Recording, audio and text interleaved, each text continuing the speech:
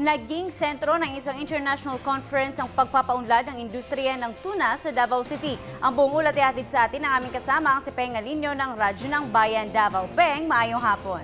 Ngayong hapon, Princess, naging focus sa pagbubukas ng ika-6 na International Conference on Agribusiness Economics and Management o ICAM 2014 kamakailan ang tuna sa Davao City.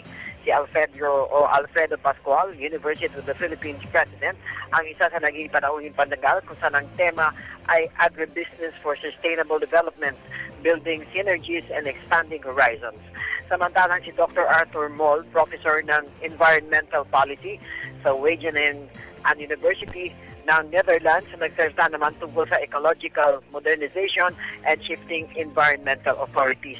Natalakay din ang Best Tuna Program, benefiting innovation in sustainable and equitable tuna management in the Coral Triangle at Western Pacific, UP Visayas, Bogor Agricultural University sa Indonesia, University of South Pacific sa Fiji, at World Wildlife Fund Indonesia at Pilipinas.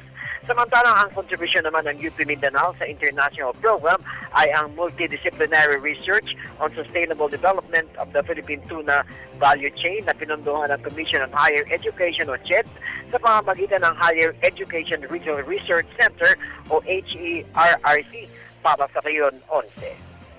Para sa Telebisyon ng Bayan, Peng Alinio, Radyo ng Bayan, Davao.